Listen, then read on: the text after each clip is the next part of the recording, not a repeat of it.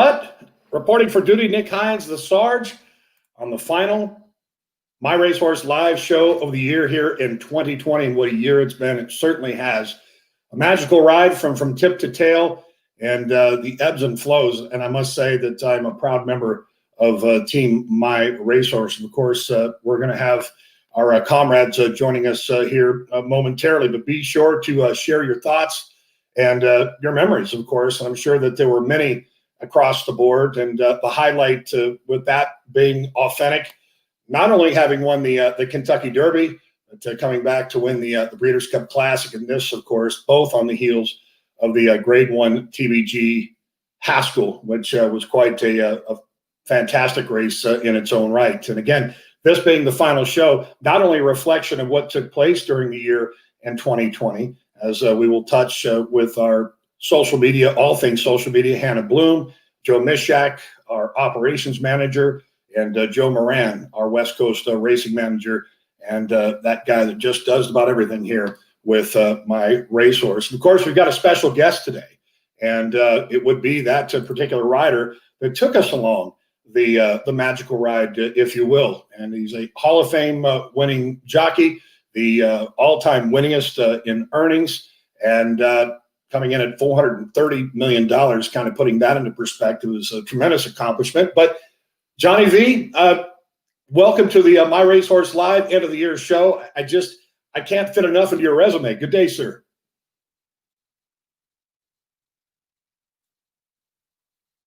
All right, so we're having a little bit of audio technical difficulty. We'll come back to Johnny Velazquez. Hear me? Now I got you. All right, very good. Good afternoon. Thanks for joining us on My Racehorse Live. Thank you for having me. It's a pleasure. And, I tried very, very hard to kind of put into perspective, how this year has been for us. And we'll have opportunities to kind of go back and reflect on the Kentucky Derby with the team. But I just wanted to kind of encapsulate the year for you in particular. As we take ourselves back to the beginning of the year in January, where a target of a Kentucky Derby would normally be that first Saturday in May, all of a sudden, pandemic, COVID-19, a year like none other, and certain shifts of the tide pushed back. How was it for you in making that adjustment? And as you were named the rider to climb aboard Authentic, how did that whole process go for you? It is obviously a very strange year with the pandemic and the way it had set up the situation with the races, and in a sense, it kind of helped me since the beginning of the year. I didn't really have anything that I was, pointing for the Kentucky Derby. If the Derby was going to be in May, I did have something, but nothing that was going to be special to run on the Kentucky Derby. As the time went on, obviously they changed all of the races going to the Preakness, Belmont, and the Kentucky Derby. Everything was upside down, and it's one of those years that you can't even explain it, really. But, when at the beginning of the year, I didn't have anything that I really was looking forward to, though, if you will, until I got Gamine, and then later on, obviously Authentic, where my agent, called Bob and really talked about it. Mike, we knew Mike had another horse and pointing for the Kentucky Derby, and if we were able to ride out on Authentic, Mike was not available. So and it turned out to be one of the best years I have so far. Just to be able to get an Authentic and what he did for us, it was incredible. It's amazing to look back, for example, the TBG Haskell and how that race evolved, and you having the opportunity to climb aboard for that Kentucky Derby, and the fact that you'd already won the Kentucky Derby kind of shed some light and perspective on this year's Kentucky Derby, which is far and away, based on the timing of the race, because of the month of September, as opposed to May. How different was it knowing that there weren't spectators there? I mean, how different was it for you turning for home on a horse that legitimately was going to win the Run for the Roses? Yeah, I mean, obviously, we kind of get used to it. It's really sad, no matter how we put it.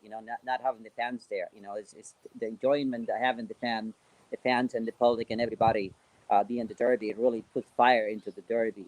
But since we started early in March with no fans, and we are glad that we were working, that we actually be able to, to go to work and give the fans that when they couldn't go to the races, but actually could bet and watch from TV. I think, it was a blessing though, but definitely it's a very strange year, not having people with us. And how it's set up, to me, but by the time the derby came in, we were so used to it that, what, we're working, we're happy to be there. And I was really glad that I was there and going to the derby with a horse that we did like though, and this is really funny because the week of the derby, the weekend of the derby, 2 weeks prior to that, and I was riding really decent horses that I picked up late in the sprint to the summer, and they were running on that weekend the derby. And I was having this conversation with my wife and my mother-in-law. We were in Saratoga. It's like, you actually leaving all these horses that you won with, to go and ride a horse that you never rode before to the derby. And I said, well, it's the Kentucky Derby, and it's Bad Buffer. I'm going to take my chances. And I did like the horse, and we decided to go over there, and I'm glad that we did. Yeah, it's amazing.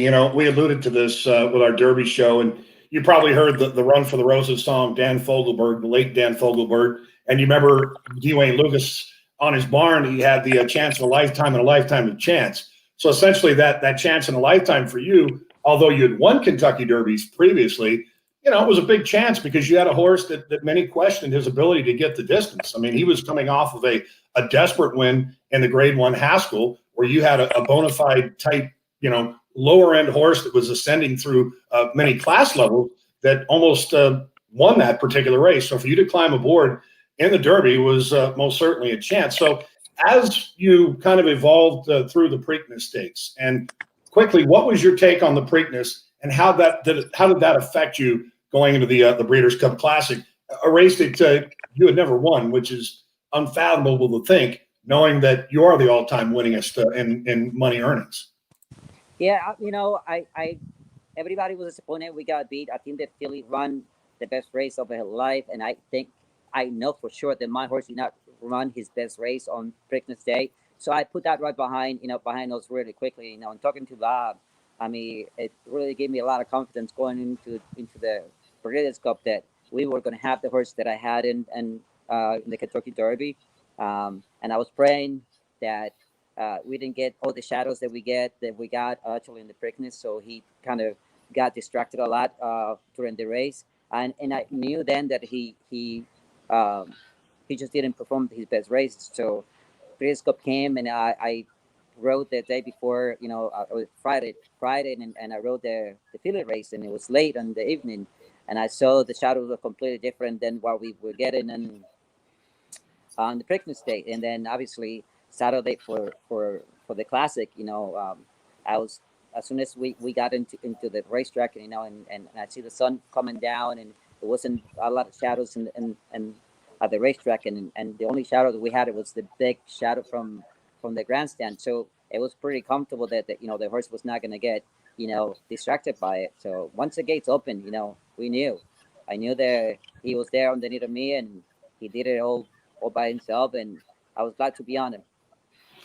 With over 6,250 wins, knowing that you had won the Kentucky Derby, and that Breeders' Cup Classic was the one particular race that was kind of missing from that mantle, if you will.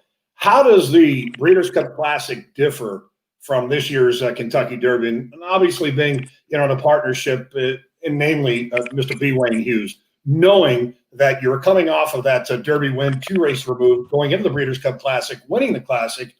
How did that differ from that Kentucky Derby, or did it, or was it the same, one and the same? I have to say, the Derby is what everybody dreams in, and I have to say it's something for me. You were talking about for me being that successful and being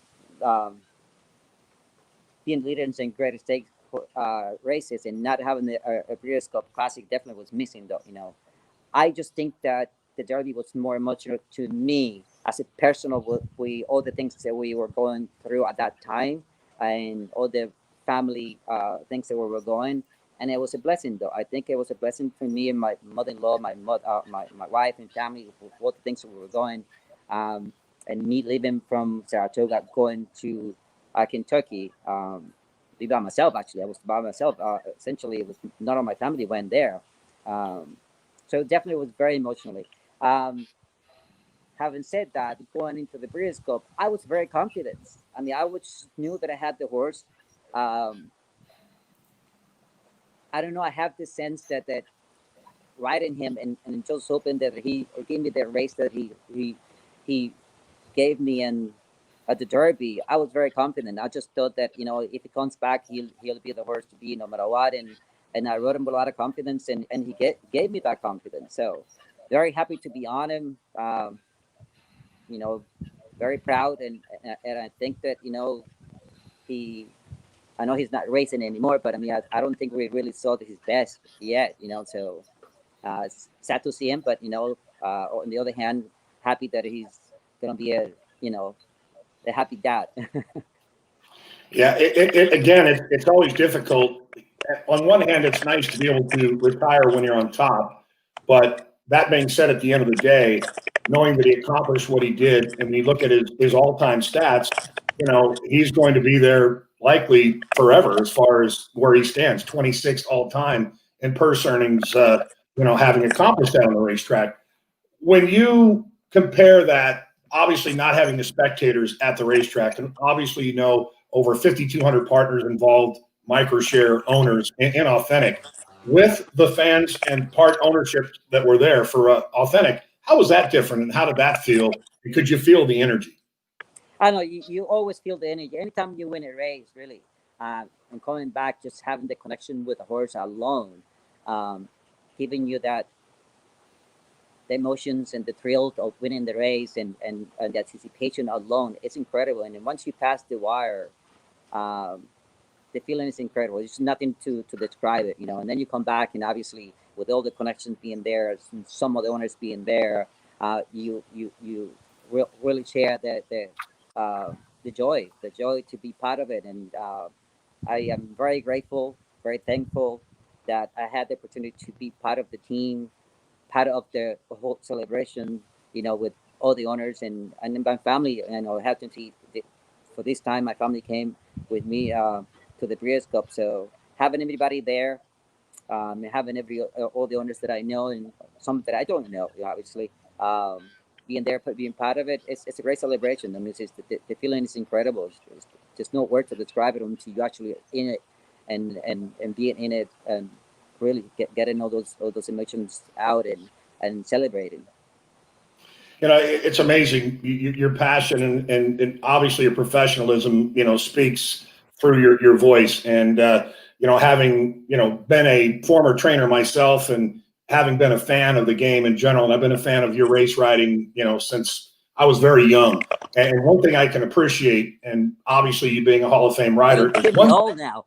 Hey, no, now, but I guess what I'm getting at is the fact that, your riding is timeless. I mean, you look at tapes of you riding today and replays and compare them to that of yesteryear, but it just you provide that magical touch and that game-winning and game-changing ability. We do have some fan questions before we let you go, and this one is from Elizabeth Falter. She says, Johnny, do you have a favorite behind-the-scenes moment with Authentic, a one-on-one type? Can you repeat that question again? Question is, do you have a favorite behind-the-scenes moment with Authentic, with you being with the horse one-on-one? I know. I mean, every scenes that I have with Authentic was actually on the track, so it was definitely winning the races with Authentic. I mean, winning the Derby, winning the Breeders' Cup Classic, everything is out there. Crazy emotions, appreciation of being part of it. I always said it was a blessing and a gift from God for me, to have it and to have the opportunity to be on it and enjoying at my age, riding this kind of horses is incredible. I outside of authentic, and I can't quite remember who that particular person was. We could flip it back. They're asking, outside of authentic, do you have a particular favorite horse that you had ridden in your career? Man, I've been very lucky and very blessed, like you were saying earlier, that I've been riding so many good horses and being lean rider in great stakes horses. So it's very, that you can't choose one from the other one. I have to say, if I was going to mention one, because it was a horse of the year twice back to back, and it was Wise Dan. He definitely gave me a lot of thrills in different places, different racetracks, different surfaces. He's definitely one of my favorites. Yeah. All right, we've got, and that was Libby Webb, by the way. Thank you, Libby, for tuning in today. My Racehorse Live, our Year of the End show, end of the year show. Social Shona, of course, of Grand Slam Social. You know her very well, Johnny V. She says, "What do you eat for breakfast on a big race day? And would it be any different than any other day?" I don't know. I don't eat very much breakfast. It's a weird thing about me. I don't eat very much. I probably have a little dried cereal. Sometimes I have scrambled eggs, and not a lot, so maybe a toast, something like that. But I'm not a breakfast person, so I wait until before the races, and then I have a couple cereal bars or dry cereal, something that is going to keep me going, and then I pick during the day. Like I keep picking while I'm the races, but something light, and then I have my big meal after the races, though. So been doing this for 30 years now, and I'm not a breakfast person. If I do have something heavy in the day that I'm not riding, it'd be very difficult for me to actually have dinner later on. So I'm upside down the way I do things and the way my diet is. Well, and looking at you and watching your race riding, Johnny, and how 2020 went for you and went for all of us here as part of a team, My Racehorse, perhaps we should take notes on your diet regimen, because it's certainly paying great dividends. And I want to thank you on behalf of everybody at Team My Racehorse. Of course, our partnership with Starlight, Mr. B. Wayne Hughes at Spendthrift, and obviously Maticat. This was a combined team effort, and it was undoubtedly such a magical ride to be along with you. And, it seemed like it was just a flash, but, for today's show, we had an opportunity to look back and reflect. And I want to thank you for that and wish you the best of health and the happiest of New Year's. And I'm sure we'll be seeing you back in the winner's circle aboard of My Racehorse Equine Athlete sometime very soon. Yeah, well, thank you for having me. And hopefully we have many more winners together, and we can continue doing these interviews. And by the way, I don't know if you guys can see, but look at what I'm wearing. I'm jealous. I can't get one of those. They sold out, but you're the man, and you sport it perfectly. Yes. Well, thank you for having me. Thank you, Johnny. Have a blessed day. That's Johnny Velazquez, of course, he's the all-time winningest in earnings, Hall of Fame rider, and did something in 2020 that he hadn't done before, and that was win a Breeders' Cup Classic. So we are absolutely humbled and honored to have been a part of that ride. Thank you, Johnny Velazquez on My Racehorse Live. All right. Well, as we take that reflection, we had an opportunity to see a snippet of Authentic winning the Breeders' Cup Classic, and we welcome in Joe Mishak, operations manager, Joe Moran, racing manager out here on the West Coast. Gentlemen, great to check in with Johnny Velazquez. That was a nice retrospective on the year and the ride with capital A Authentic. Yeah, so much valuable information, and always a pleasure to have someone like Johnny on the show. Class act. We talk about post-race highlights or highlights in general this year, and I must say, and what it's been, for me, I've had some, personal struggles, but we've been able to get through it. And due to the COVID-19 pandemic, spectators not being allowed at the Kentucky Derby, but both of you, Joe Moran, Joe Mishak, along with our CEO and founder, Mr. Michael Behrens, you were fortunate to enough have been there. And the great news for me is that I was able to live vicariously through you three. So my highlight in 2020 was essentially that post-race celebration with the two Joes and Mike Behrens, essentially doing the jumping jacks after. It was a tremendous day. Yeah, no doubt. I'll say, before that, we were sitting right on the rail, maybe 2 minutes before post time, 3 minutes before post time. And Michael was like, we got to get higher ground. We can't watch the race from down here. We want to see the race. So we ran up to the grandstand as fast as we could. And it just was pure emotion and raw emotion. And for them to catch that was a pretty cool moment for sure. Yeah, going back to Joe Mishak, when you talk about, that particular highlight, winning the Kentucky Derby, I remember sitting in the My Racehorse office, 2+ years ago, and you and Michael had a strategy drawn out and had goals in mind, and the Kentucky Derby was one of them. And I kind of said, all right, obviously at the same time, you kind of laugh to yourself and say, come on now, it's going to take time to get there, but look at you. That right there is an epic moment. And if that photo is not blown up on your wall, then I don't know if you'd ever need to have a photo on your wall, because that is tremendous. Yeah, I do. I was showing it earlier. I'll have a new background next time we do a show, a little Christmas present to myself with authentic saddlecloth in that picture. But yeah, just like Johnny said, I mean, obviously winning the Breeders' Cup Classic was also another huge goal personally to win that race, and obviously for the business. But winning the Derby is what you dream of. I mean, dreamt this 20+ years ago. I was told my friends they'd win the Derby one day, and of course, kind of joked about it, like, it's how difficult that is, right? So as Joe just alluded to, we were up in the stands, and a lot of people were obviously texting me afterwards saying, hey, we saw you guys on TV, and it captured the emotions of, I think, of all 5,300 plus shareholders in Authentic. And it kind of took me a couple of minutes as we were running down to the winner's circle to kind of just just look up and be like, oh my gosh, that dream just came true, right? So the emotions are so raw on both of those pieces that we just saw.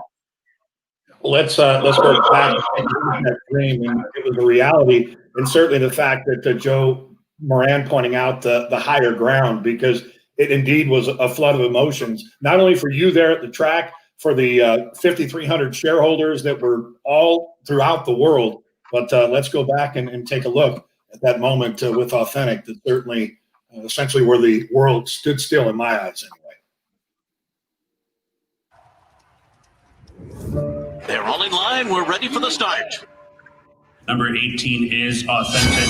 They're off in the Kentucky Derby. John Velazquez, trainer Bob Baffert, his second all-time wins for the Kentucky Derby with 5. Authentic did not break on the lead here. Tis the Law is out quickly. Law, he is a heavy favorite. And here he comes right up alongside of Authentic. Speed is his weapon. And they're into the stretch. If he can get out there and get in a nice rhythm, he'll be very tough. Authentic is dragging in. Authentic, here's the Law, here's the wire. Authentic has won the Kentucky Derby.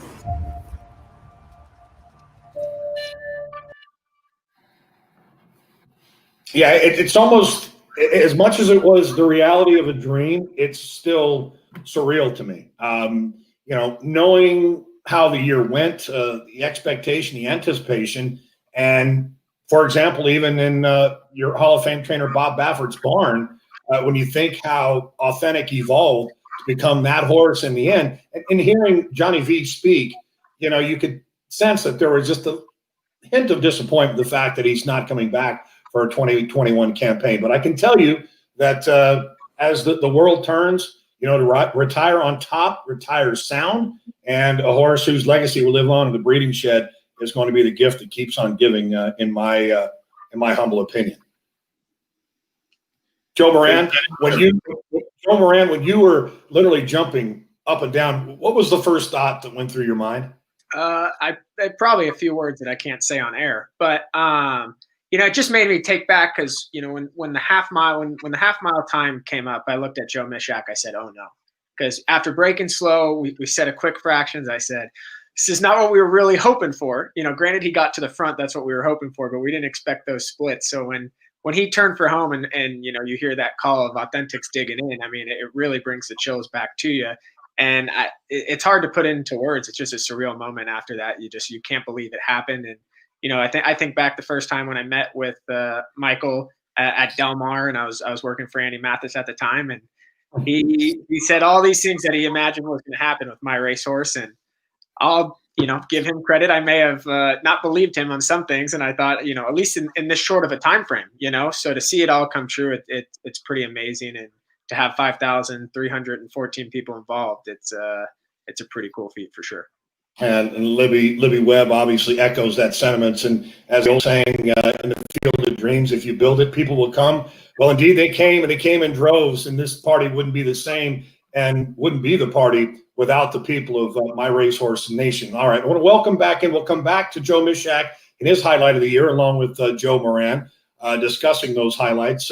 Hannah, it's Christmas past, and the holidays roll in, but it's a new year. And I'm always about gift giving into a new year to get the year started off right. So tell us about those gift cards and what the people need to do.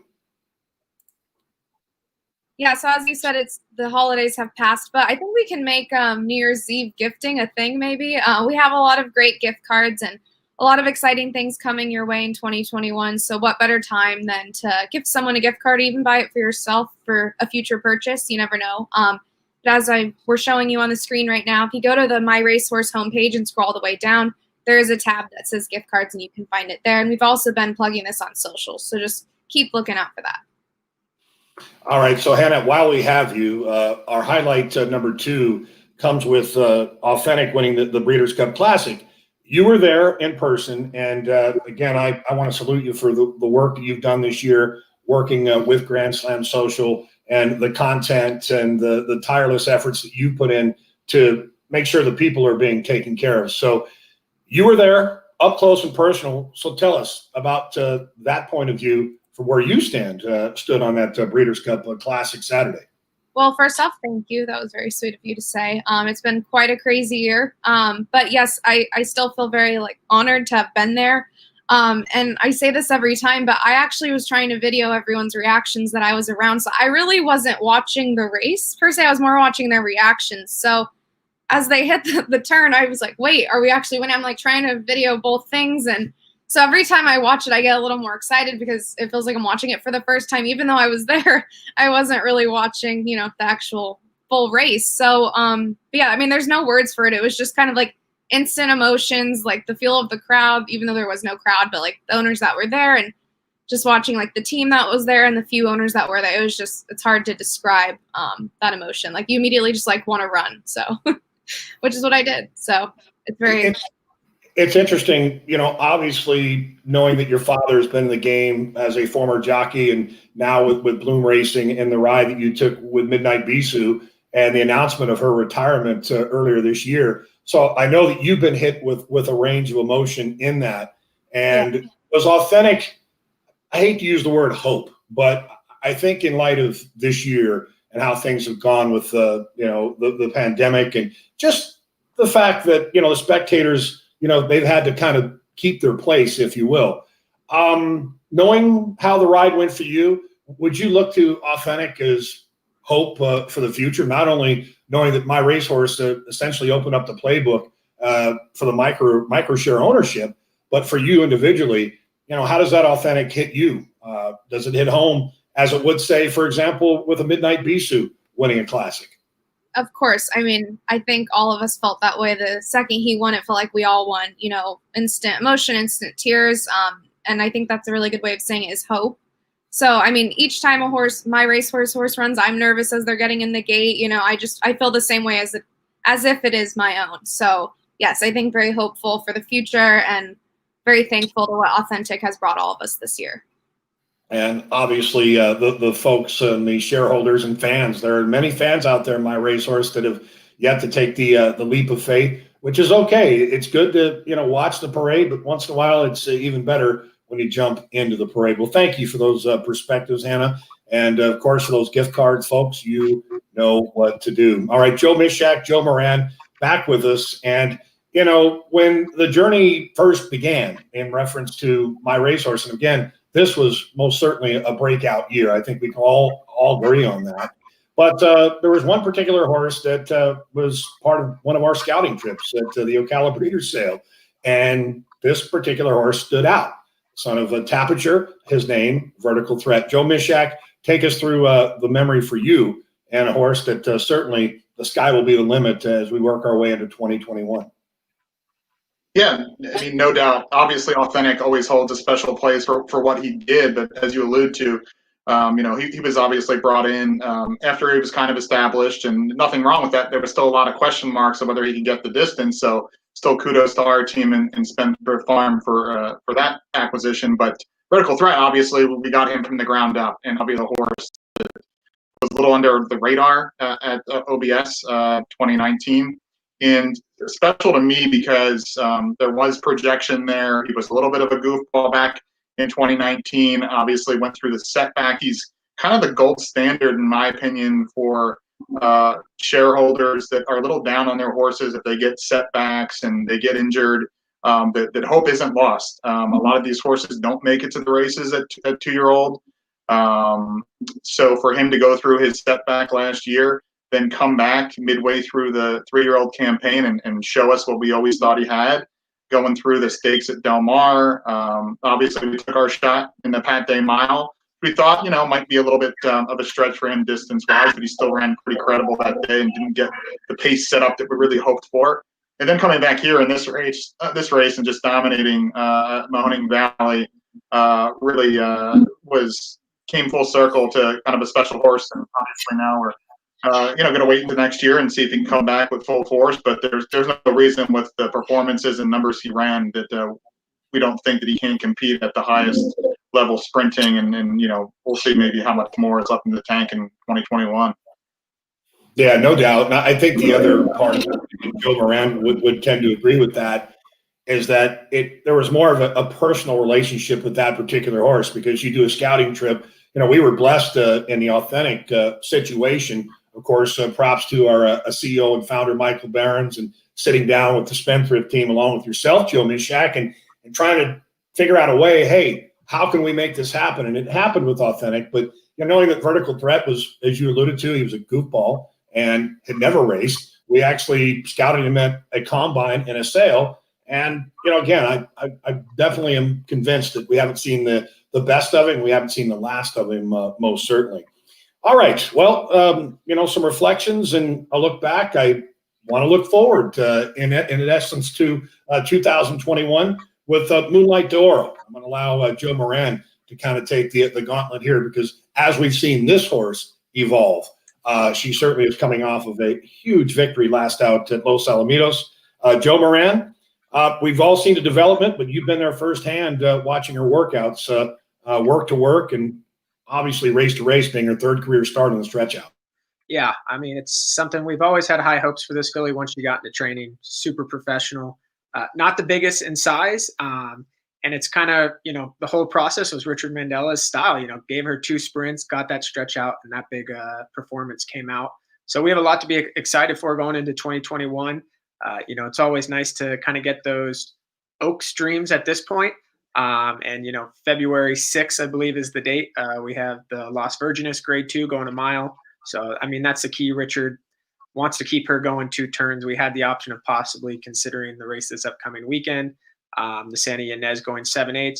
But based on that performance, we got to keep her going 2 turns next time out. So that's going to be the plan. She's doing well, and we'll probably see her crank up the works, in the coming week or 2. Nikki, you are on mute. We're going to have to stop you there. You're on mute. Let's start that over. Thank you, Joe. No problem. I was wanting to let you speak your due. Yeah. In reference to Moonlight d'Oro, when you look at the Ragozin numbers, you look at Thoroughgraph in comparison, there is plenty of blue sky ahead. So we look forward to that. And let's look ahead to this weekend. I believe Tiz Magician entered up for Papa Mandela. Was out at Santa Anita this morning. And I must say, because I don't watch him from week to week, I had the opportunity to see him for the first time in a while. He looked phenomenal trackside. Yeah, and we're gonna take a look at his most recent work, which was only a few days ago. I believe it was the 27th. And we've seen his 2 previous works. I believe we showed on the last show where he was just cruising, couldn't be doing any better. Here you'll see him under what I'll call a complete stranglehold, not letting him do too much with the race day coming up. But he's just doing great. And like you said, being out there this morning, he was straight and strong. So I've kind of been saying for a while, I've been really impressed with the way he's been training. I know Richard Mandela is very, very pleased with how he's been training of late. So I'm really excited for this weekend and excited to see what his 4-year-old campaign has in store for him. Tiz Now got better with age, so let's hope the son of Tiz Now does the same thing. Well, I think the other point, Bang, and Joe Mishak could quickly touch on that, but when you think handicap division, Southern California, knowing Authentic out of the picture, even Tiz the Law from a nation-wide perspective, they announced his retirement today. Mucho Gusto probably didn't show up the other day. Charlatan likely to be taking a trip across the pond. So when you think about handicap picture, this is a big step for Tiz Magician this weekend. Absolutely a big step forward. And, we want to use kind of these allowance conditions to see if they've made that progression. And if they do, which we hope, and just based off this last work, I was kind of on the contrary to Joe, and I know Joe's out the track. The last couple works prior to the last one was, kind of typical of Tiz. And when I saw this work, I was kind of like, all right, I think we're ready to roll. I hope he shows up on race day because we've kind of been fooled before with some of the runners on their morning works. But the handicap division, I've talked with many in the industry and some of our partners, and you definitely feel like that's a division outside of Charlatan, as you mentioned, that they could be there for the taking. You find the right spots. So let's hope our boy brings his A game this weekend. All right, we stay with the Mandela King this way, Lane Way coming back off a little bit of a freshening. Joe Moran, we're targeting January 9th. Is that correct? Yep, that is correct. So he'll have one more work, and then we'll see him. He's gonna, kind of go back going back against his friends. Coming to that end of the 3-year-old season. It was really the last opportunity to go against straight 3-year-olds. We took some chance in some races, and he deserved that opportunity. He's a horse that showed up every single time, and really only one race out of the money. So you can't knock anything he did in his 3-year-old season. And now we'll get him right back in the first condition allowance race. He's a horse that Team Mandela's kind of backed off in the mornings where they let him go easy, and we've seen better results in the afternoon that way.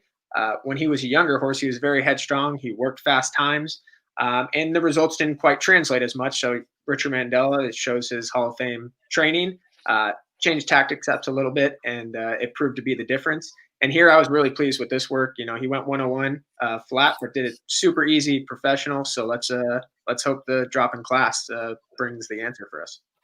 So he's had 9 starts, a win, 2 seconds, 5 thirds, and he's still eligible for the first level allowance. So I would imagine that he would be well in the right spot that particular day. So January 9th, that will be a week from this Saturday. So Laneway, Tiz Magician, on the heels of Moonlight de Oro, and of course pointing for that Las Virgenes potentially. Well, gentlemen, I must say it's been truly a great show. Not only today is our wrap up and reflecting on our highlights, whether it be Authentic winning the Kentucky Derby, winning the Breeders' Cup Classic, looking back at the TVG Haskell, speaking with Johnny Velazquez, hearing his impressions, and of course, all three of you having been in the line of battle. And most certainly want to tell you that you've all done a wonderful job this year. Just based on the fact that I can close my eyes, I can hear your voice, and know exactly what took place. But I know that we have one other announcement. I want to go back to Joe Mishak and referencing an opportunity. Tell us. Yeah, so today we launched Indicate Interest for another stakes quality filly, Motion to Motion. She'll be in Steve Asmussen's barn in 2021. Obviously, we're going to have some other exciting fillies and mares available for Indicate Interest in the coming weeks too. And so she's up for Indicate Interest if you want to check out on our site and app. And shares should be available hopefully in the next few weeks when we hear back from the SEC. All right, so Motion to Motion available on myracehorse.com. You too can be part of the dream. Certainly another nice stakes runner that has tremendous upside. And I think there is the banner, more excitement to come. I look forward to that. Hannah, Joe, it truly has been a privilege and an honor to be part of the program this year as we launched My Racehorse Live, Onward and Upward. I would like to salute our CEO and founder, Michael Behrens, B. Wayne Hughes, of course, affording this opportunity for all of us, and of course, the entire team out there as a spendthrift.